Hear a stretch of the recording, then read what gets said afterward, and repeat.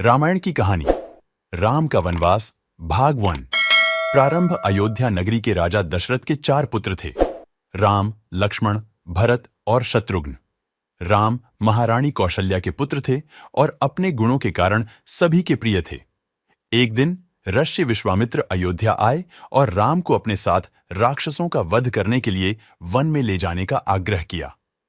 राम ने अपने छोटे भाई लक्ष्मण के साथ ऋषि के साथ जाने का निर्णय लिया। भाग 2। जनकपुर की यात्रा। वन में राक्षसों का संहार करने के बाद विश्वामित्र राम और लक्ष्मण को मिथिला ले गए, जहां राजा जनक की पुत्री सीता का स्वयंवर हो रहा था।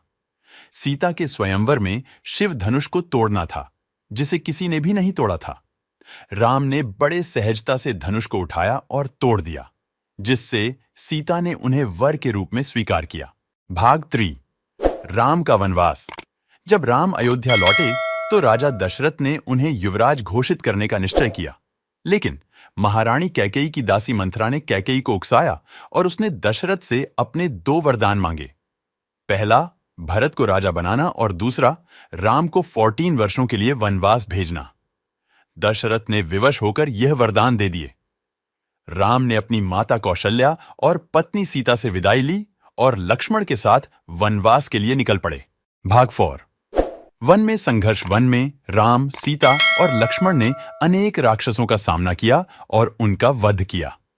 उनका सबसे बड़ा सामना रावण के साथ हुआ, जिसने सीता का हरण कर लिया और उन्हें लंका ले गया। राम और लक्ष्मण ने सीता को खोजने के लिए हनुमान, सुग्रीव और उनकी वानर सेना से मित्रता की। हनुमान ने लंका जाकर सीता का पता लगाया और राम को सूचना दी। भाग 5।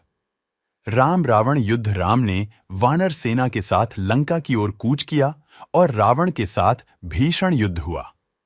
इस युद्ध में रावण के भाई कुंभकर्ण, पुत्र मेघनाद और अन्य राक्षस भी मारे गए। अंततः राम ने रावण का वध किया और सीता को मुक्त कराया। भाग 6। वापसी और राज्याभिषेक। वनवास समाप्त होने के बाद राम, सीता और लक्ष्मण अयोध्या लौटे।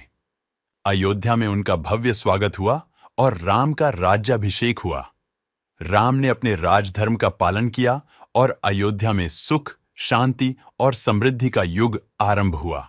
शिक्षा। रामायण हमें सिखाती है कि जीवन में कठिनाइयां और संघर्ष आते हैं, लेकिन हमें अपने धर्म और कर्तव्य का पालन करना चाहिए।